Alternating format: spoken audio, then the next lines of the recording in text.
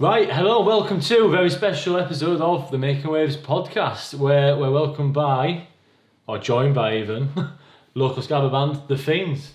Hello. Hi. So, who are we all? Go on, Lodge. I'm Adam, I play bass in the band, do a bit of singing. I'm Freddie, I play guitar and sing. I'm Sam, I play guitar. I'm Perrie and I play drums. Superb. So that's all introduced, and big shout out to Mr. Jacob Allen, who's probably tell by the totally different look and feel of this episode that he's doing the production on it. So, yes, well, we're going to delve firstly into the business side of the band. Talk to us a little bit about how it affects you day to day, stuff like that. I think Freddie's your man in it for that, probably. Everything. Business man. Yeah. so I'm sensing that business end of the band duties are split equally. 25%. What happens, I think, if everyone had an input on it, obviously there's 4 people in the band, it just get messy.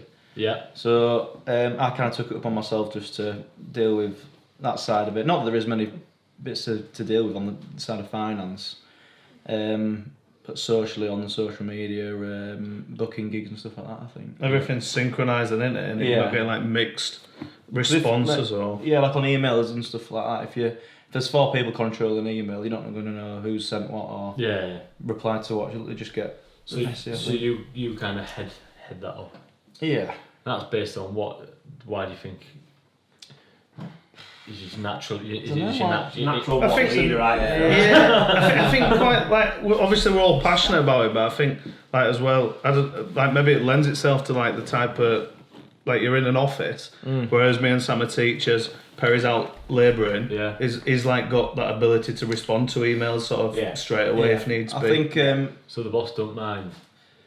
he don't know. if I get a free minute, I'll know when I'm not busy at my desk, and I won't take the mick or anything. Yeah. But I'll know when I've got a free minute to respond to emails and book stuff, or think about upcoming posts for social media, or We're all song. in with it as well. Like, we're all in a group chat nearly every day, and we all see each other nearly most times in the week, and we all relay. I think Yeah, like purely console because, each other. like Adam says, Sam and Adam have both got I'll just full-time stop my teaching literacy jobs. there, because I need to answer this email. Yeah, it just wouldn't work. Naturally, they haven't got as much time as I have, same as Perry.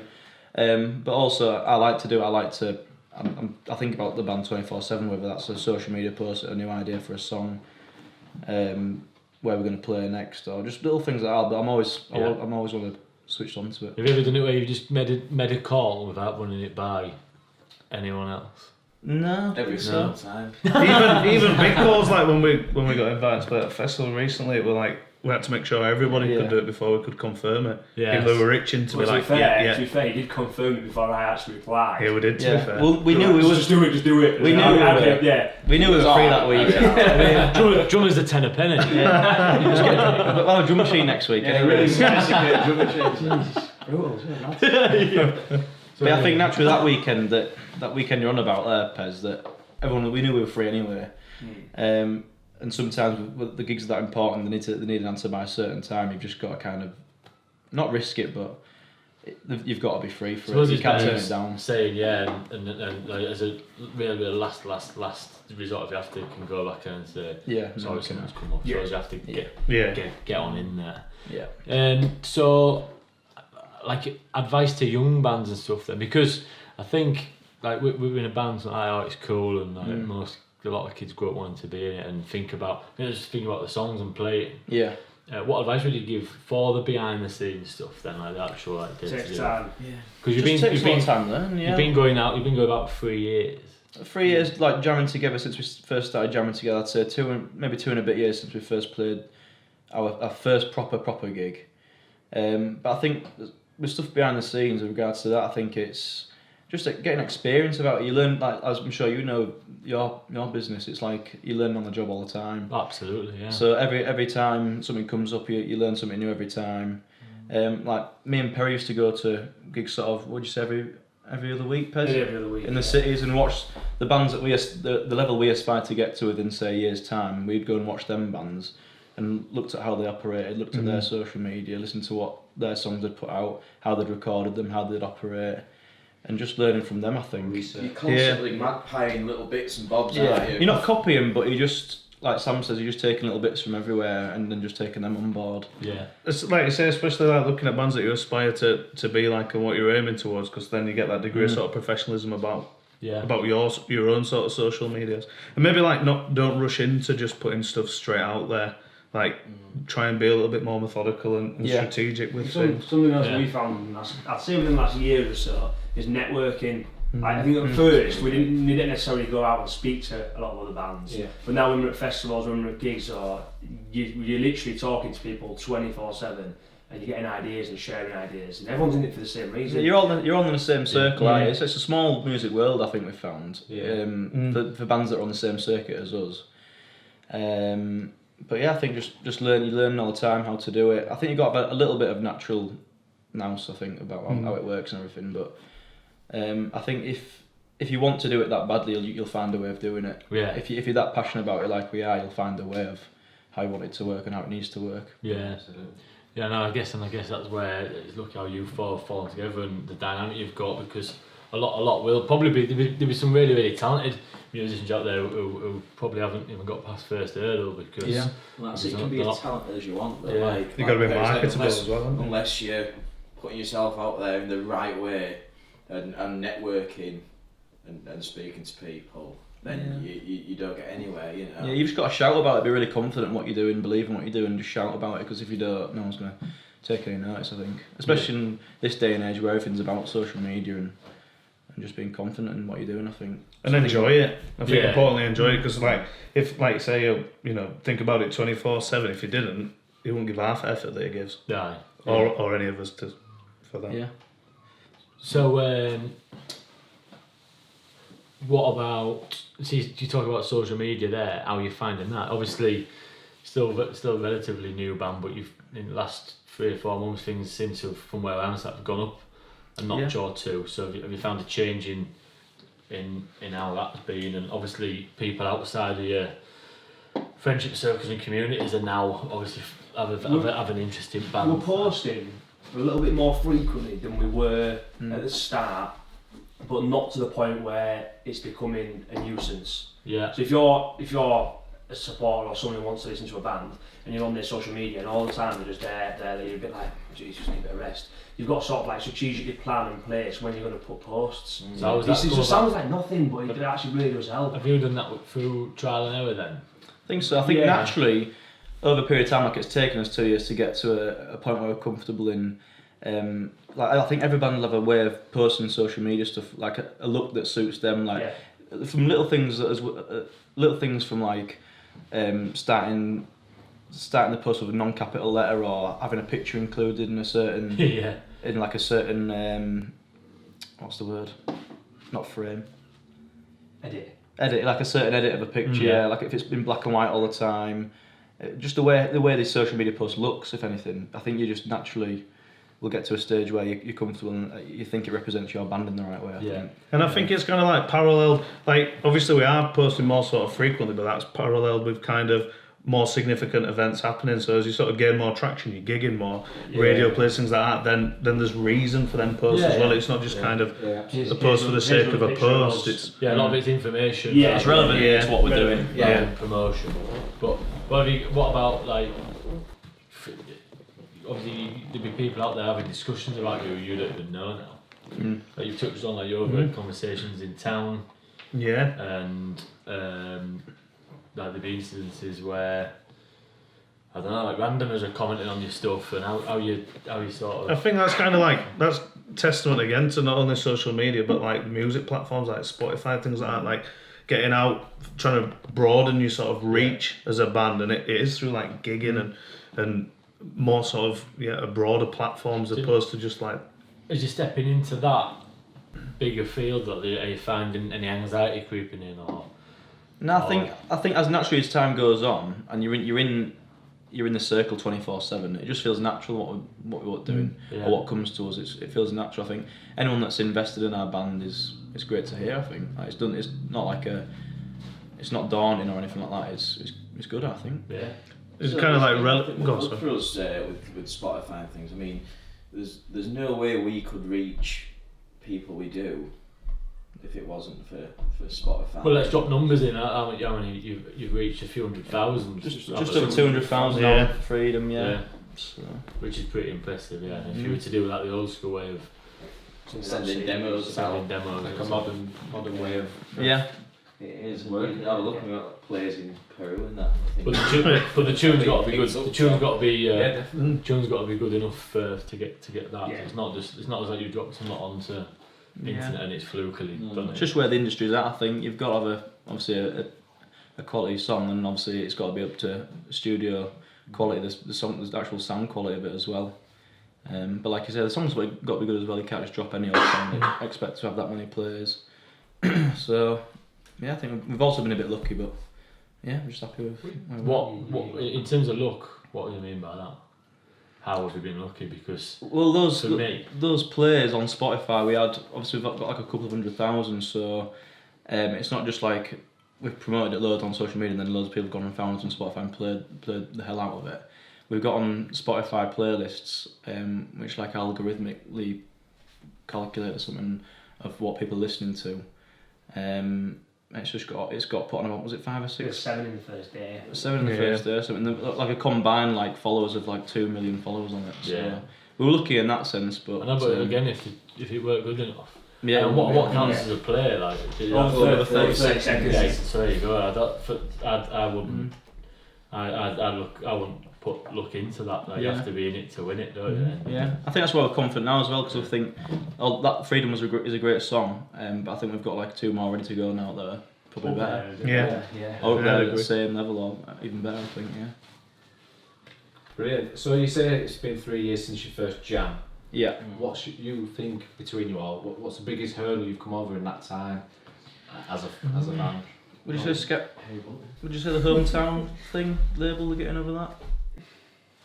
I personally wouldn't. So I think we'll all have different. Yeah, Let's tackle them. Yeah, What's what's yours? All have it right individually. There's a lot of hurdles. Yeah. So I'd say when we were first chatting about like how do we gig out of Scarborough, how do you even get a gig out of Scarborough, that was like, I remember us sitting down thinking like, how is it even possible to play in like Leeds and Sheffield and places like that. Yeah. And I think because there's Scarborough's in such a little bubble and there's not many places to play, it's hard to sort of create a buzz about yourself. Yeah. So I think naturally original music. yeah, so naturally the people in the cities who are the promoters and everyone, other people in bands, I think they looked at us and kind of thought, well, these are the cab regulars from Scarborough. So I think it just took a bit longer than maybe a band in a city would take for us to get like a proper gig. Yeah. Just playing our own music. But I think naturally it made us tighter as a band, closer together, and made us want it a little bit more to prove people wrong, I think. And I guess it's an extra segment to your story, which I guess bands are like basically. Yeah, it made us work out of it. Yeah, I as was well. about to say that it's a bit of a niche market, isn't it? Like coming from Scarborough, not many people do. Yeah. You have like hundreds of thousands of bands from Manchester, Sheffield, Yeah. Liverpool. Gives us a bit of a stepping stone, something Yeah. to stand out to. But Like we were saying earlier, we used to say, oh, should we say we're from York, like all these to say to help us get gigs. Yeah, that's what I mean. But now it's turned round. Like it's actually Works in our favour. worked in our favour now because like we're the only band from Scarborough that's doing anything of this sort of thing. So I think it's worked in our favour now because there's a bit more of a story to us. And we're just a bit more interesting. I think there's been like another band from Sheffield, another band from So Leeds. to work that little bit harder for Yeah, it. And I yeah, guess, absolutely. It'll pay off. That surely will pay off. Hopefully, yeah. Yeah. I think for me, it's just the orchestrating ourselves and just the general day-to-day stuff. Like we've all got full-time jobs. It could comfortably be a full-time job being in a band, all the different sort of elements that come to it, and just being able to get us all together, make sure we get a regular practice slot, and I think generally that's what the big hurdle that we overcome I guess it's weekly. I guess it's a continuous one up until a point where I guess like I guess the next ultimate thing would be to Be able to take it on full-time. which again there's an hurdle in itself, and like is Bills to pay. bills to pay. Yeah.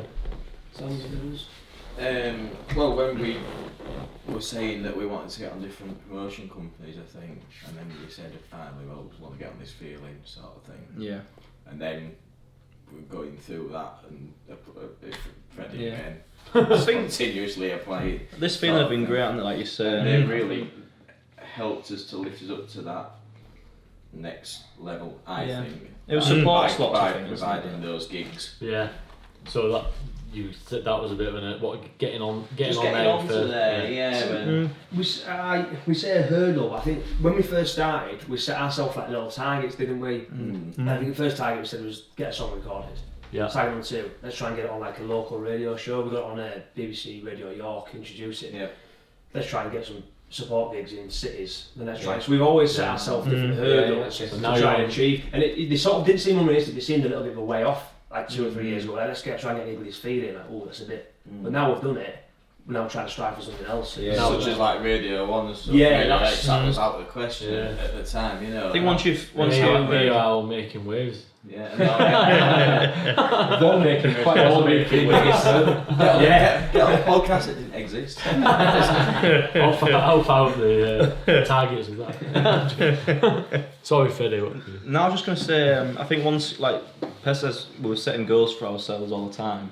I think then once you reach them goals, I think the goalposts are always moving. There's always what's the next thing, what's bigger now. And like Sam says, this feeling has been great. They've given us support slots to like sold out shows.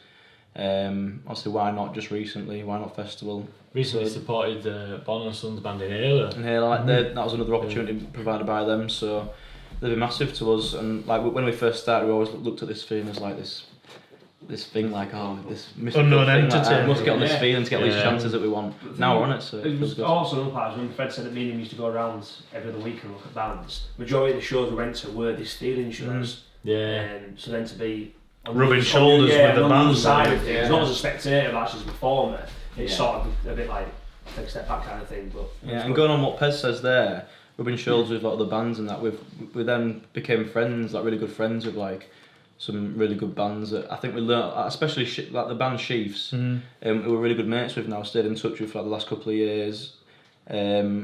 Me personally, I learnt a lot off them and how they orchestrated themselves. how they operate. I think Perrie would say the same. Like we learnt a lot off them in like the few months that we hung around with them, and just I think it's the way to do it. I think just knowledge of everything else. I think. Yeah, always. And that'll never stop, I guess. Yeah. So, how have I when people come in and talk about it's not too dissimilar to a business. It's just you. Yeah. It's, I don't know. It's where there's We built it up ourselves. It's Yeah. like the same sort of model. but way cooler. it's just a lot more. We're not profit making though, so That's a big thing we do. We sink as a Money out of business. it, Absolutely not. Well, it's an It's a important- bottomless pit. But it's an important point though. That like, You get the questions like, have you got a jacuzzi yet? Like, no. how many bands do have a jacuzzi? I bet it's quite a few that do, you know. Really? Yeah, I bet loads of bands have jacuzzis. I think we could quite possibly have filmed this in a jacuzzi. When we set our next goals, our next goal is to come and make a wave Next today in a podcast. jacuzzi. Yeah, We do that. change it to like making waves. Change the title. making Making actual waves. Blowing bubbles. physical ways. No, but as you were saying about finances, all the money that we make goes straight back into the band. Yeah. So you don't ever think, oh, let's go and have a cheeky few pints after a gig. It's all shit. I think we might have done that once. I think the one was when we got like £30 or something for a gig. We held got a couple of pints off it. That was in York. There's not one. And then we realise we've got to pay for stuff, so we can't do that.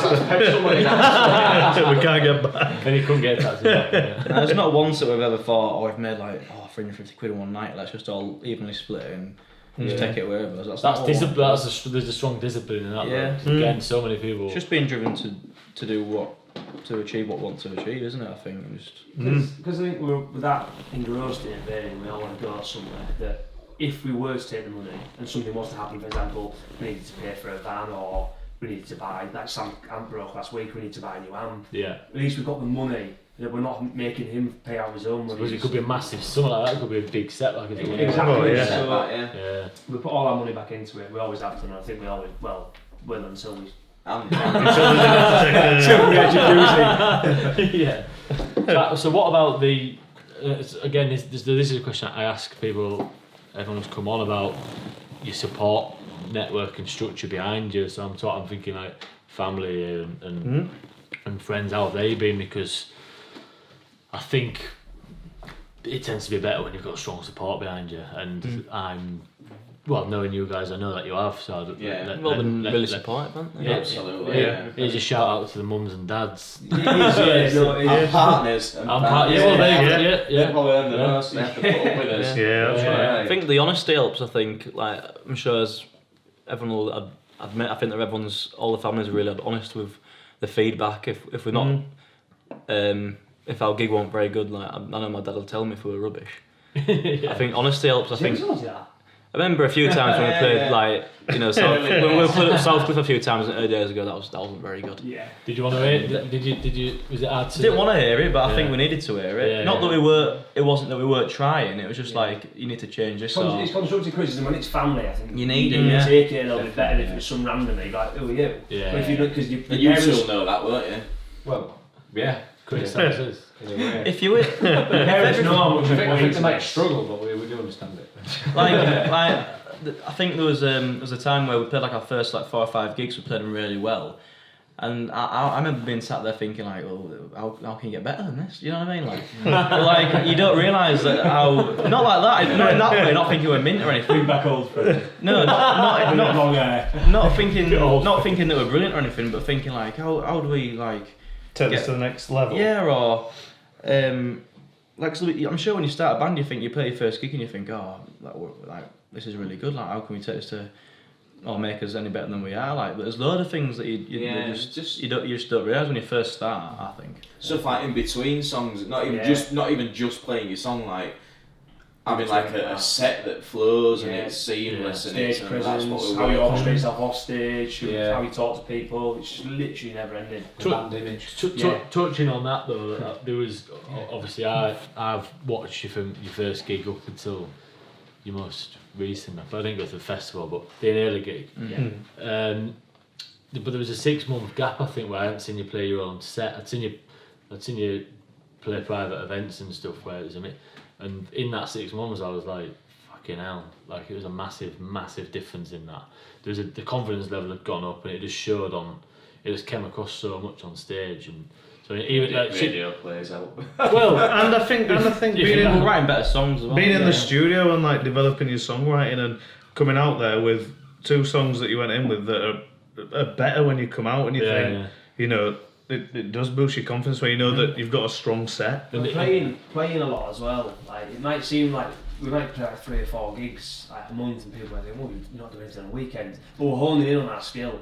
As daft as it sounds, from the first time we started to now, the amount of gigs we've played have literally just like constructed how we act as a band. I bet if you saw video footage of both. It'd be interesting to compare. So honestly, the gap in that 6-year gap I'm talking about. 6 months. That's 6 years. Bad for Brewdog. Sponsored by Brewdog.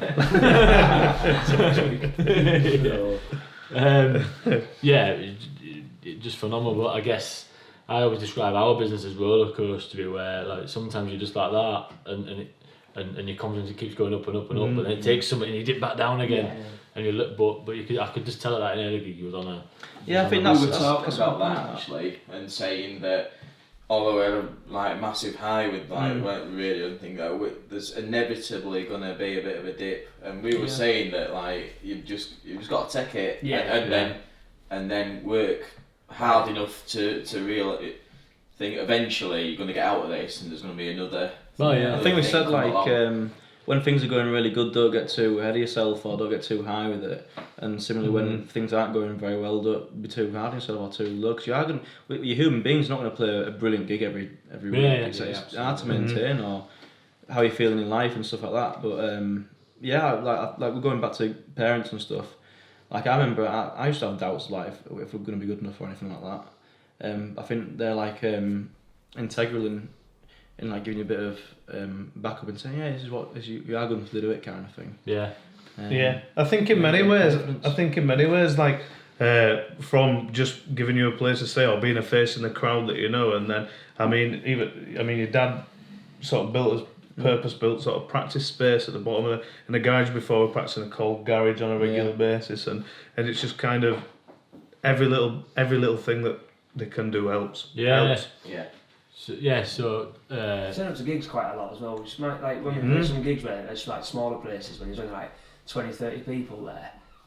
Like if Sam's mum and dad have come, Fred's mum and dad have come through with his mum and dad, my mum and dad have come and Adam's family have come. That like half the crowd, it just makes a difference that you can see them there. As you're not just playing to a man and a dog in a corner, you're actually playing to your family and friends. Yeah. And they're all buzzing and having a good night as well. Yeah, I know so. Yeah. Obviously, and even if it's like a really big crowd, you know, if you spot someone out, it's a lovely reference point sort of thing. Yeah. And I think going back to being honest about telling how good you are, how bad you were. I remember coming to you after that Leeds gig, Mars, and I know you're going to be honest with your feedback and say if it's been rubbish or it's been really good. And I remember you like nearly in tears. I remember. Oh, it was a special night. Yeah. And you're saying that was special. That. I don't know. It was uplifting that though, to hear that. So coming through pints of Brewdog gives you more confidence when stuff like that happens as well. That's a confidence booster because you know you're hitting the right notes for people. It was a turning point of that night for me. I weren't meant to be there, childcare issue, and I ended up jumping in car with your family and your family. And I was knackered dad. For some reason, I did manage to get there really on, and I went, and there was loads of people in the crowd. There's just a buzz about the whole place, and like out of them 4 bands, bear in mind there's a Millionaire's Son playing. Like you guys got the best feedback and reaction from the crowd, and it just took me back to early days when I used to go gigging where it was small and real, and it just felt like that. I was just buzzing for you. Shout out to all the football lads and all our mates that come through. Yeah, absolutely. That's massive. Great little following. Yeah, we've got a little following now. Like, we've got a lot of people that come to our gigs. Like 25, 30 people. Away. Yeah. Like 30. I'd say with families and friends, about 30, 40 people. And then you've got people singing your songs back here, and that makes your Yeah, shoulders you're prick right, back. it's real. That is like scoring at Wembley. Massive when you've got the pressure of selling tickets as well. Like that's another thing you got to think about when you don't realise is the pressure of selling tickets to please the promoter as well. Yeah. It's funny you mentioned about like people singing your song back, because I always bring up in debate when we're chatting, like often down pub, like if I had a choice out of becoming a professional footballer or being a performing like musician, like forget money, like I'd choose being Stand on this to be footballer. to be in a band. Yeah. I just think that buzz of people singing your lyrics back. Well, it fills you with pride. It's unbelievable. We'll find your instrument. It's an adrenaline. Yeah, absolutely. And then especially when people are singing it and bouncing about and really enjoying themselves, it's mint. Yeah, something else. So where Well, we touched on it a little bit earlier, and the old small town challenges. Have you got any more to add? Just a bit on a limb, aren't you? You are on a bit of a limb. As daft as it sounds, that when you're at Scarborough, there's nowhere else to go. Like physically, you cannot swim any further on where you are, and you sort of seem like you're going backwards in a way. But to give you credit where credit's due, we've played a lot of gigs here. We've made a lot of friends. We've played to a lot of people and got a couple of supporters from it, which is always a good thing. But I think we're now ready to sort of make that venture out into other places, because there's not many music venues, independent solo music venues for original music in Scarborough. People want to hear you sing Proud Mary or Dakota. Or no, I mean, people want that kind of vibe on a Sunday or Saturday night. Yeah. But we. And you like Dakota. And I like Proud Mary. Having said though, there's a probably as big as it could possibly get purely because of the venues in Scarborough. There's one coming up end of August. Market Hall, yeah. We're actually headlining that one, aren't you? There's us and Subjects. There's a couple of bands, That's was it all going to come down? So that's on a bank holiday weekend, isn't it? So that'll be 31st, yeah. It'd be good if we could get that filled out, yeah. But Yes, like. it's a big space in there, isn't it? Yeah. I think they've sold at least 100 tickets. Yeah. Going back to Scarborough being an obstacle, I'd say, like now when we do get the opportunity to play in cities, we don't take it for granted. It's like a big thing to us, isn't it? An opportunity. Whereas bands that are from the cities, and the venue's 5 minutes down the road, and they're actually going to play in this venue. To us, it's like we make a day of it, a big thing. It's Yeah. like essentially We make a full. If that's fair, we make a weekend of it. we go on to friends for a pizza and a pint on a Friday. We'll play on a Saturday night. Get up and have a breakfast on a Saturday. Drive in the van about 4 hours before, and don't come home until Sunday tea time. The rock and roll. Yeah, and then work all week. They say rock and roll lifestyle. I remember like I came to a York this feeling gig at Fulford Arms, and you can jumping back at van with us. So I'm there I'm actually like a bit buzzing off people going back of a transit, and then your dad walks up in his 6-seater people who transport. State-of-the-art transport. Classic, that, isn't it? Yeah, it's Wow, what's going on here? luxury. I have asked him if he can show me. Completely jacuzzi back. So when you go to your gigs and whatnot, how are you promote? You touched on networking, but what you're doing to promote yourself, like. So I think a big thing for us was the business cards that we came to you to get done. They're massive because you can just get shout out because guys. you can just get so many of them and just hand them out to anyone and everyone, and then they'll put it in the wallet. They might forget about it, but the next day when they wake up, they'll think, oh, who are these? Check us out. And so you're massive. Are you saying that's worth that? So massively. you play gigs and you've had new followers the next day. I'd say so, yeah. Because it's a big thing I shout about and talk about a lot. It's like blurring the lines between like physical and the internet and social media. The thing is though, like, the quality, aren't they? That's the thing that and people so pick them easy. up. Like, they fit in the palm of your hand. Yeah. We can literally carry like 50 in our pocket and just go like that. Yeah. If I give it to you and you think whatever, you put it in your pocket like Freddie, you'll Play a venue, spread them on the bar. They'll have just enough information on just to know where to find it's and not listen full to of- our songs. It's not full of rubbish you don't want to hear. It Yeah. just gives you what you need to know. And I think coming to you face to face.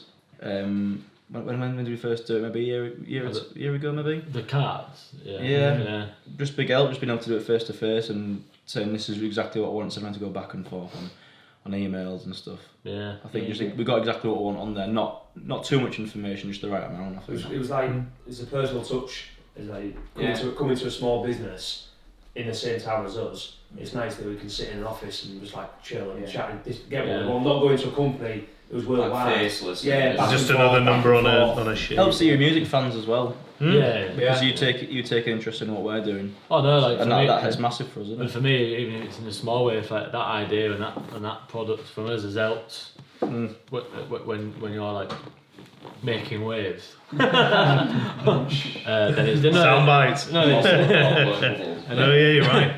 it's a box to tick. But I think you're presenting yourselves like slightly different to other bands, like without not going arrogant or chucking loads of money at it, but just like little things where like you'll take your t-shirts with your you've got your merch stand going on. Another thing that was good is like the little things, i.e. the cards, and then usually when we first started getting merchandise, we'd write it on a bit of paper. Yeah. Like t-shirt, £10.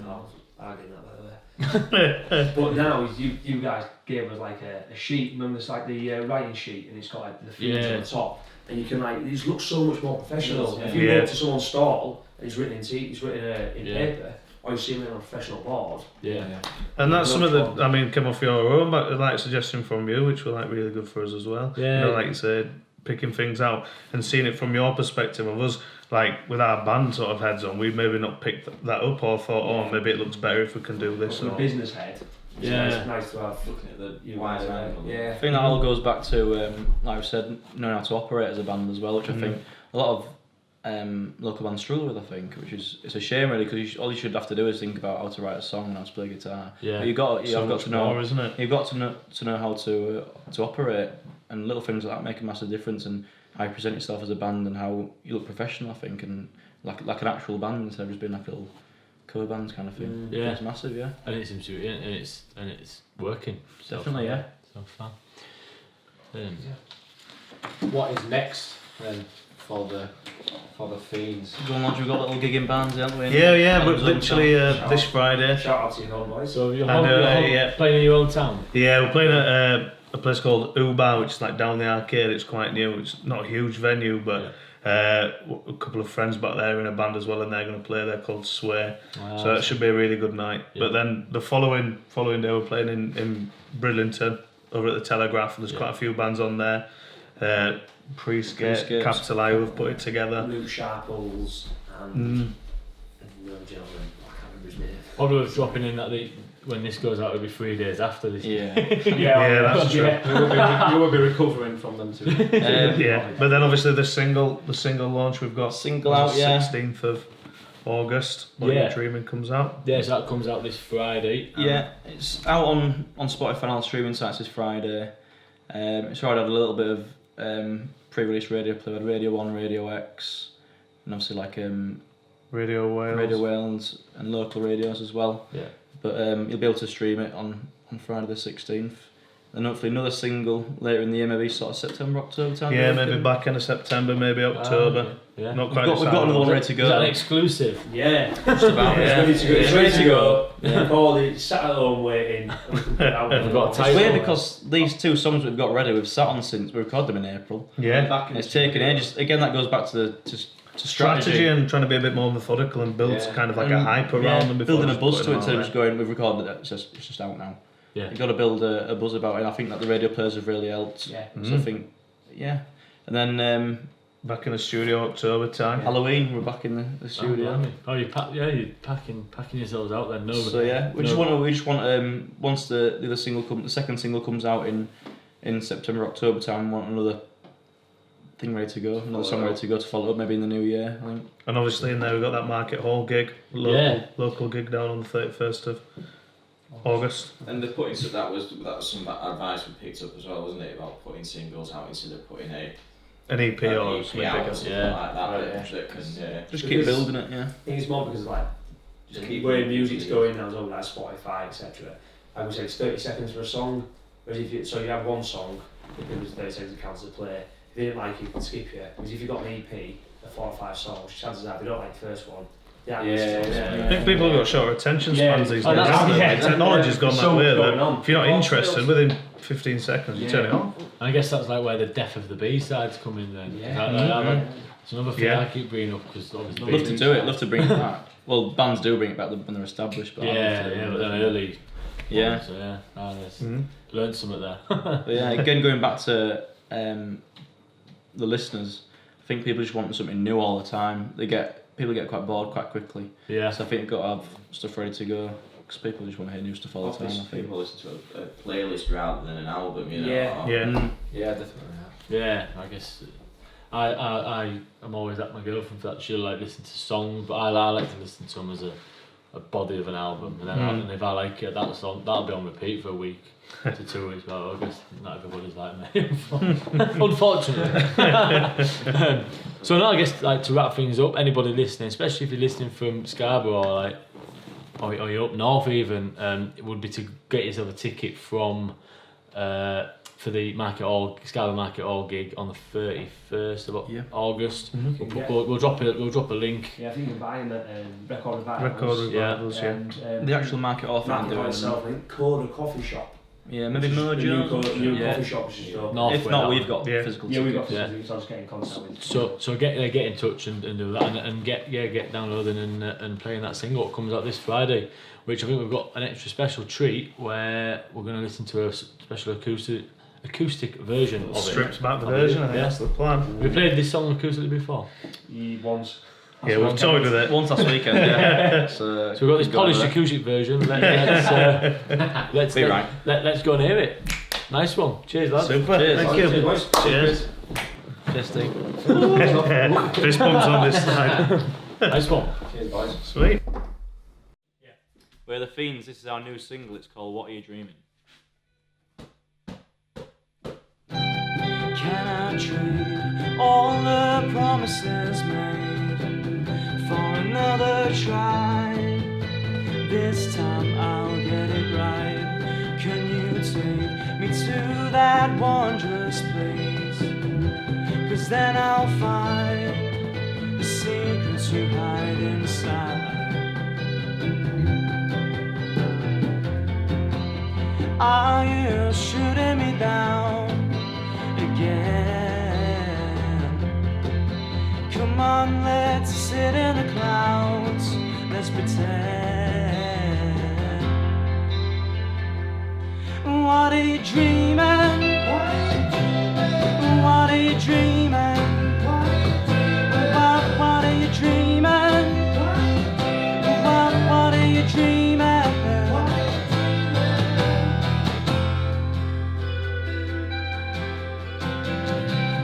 Can I trade all the promises made for another try? This time I'll get it right. Can you take me to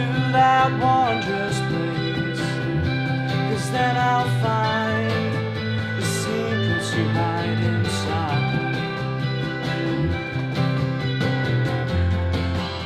Are you shooting me down again? Come on, let's sit up and pretend. What are you dreaming? What are you dreaming? What are you dreaming?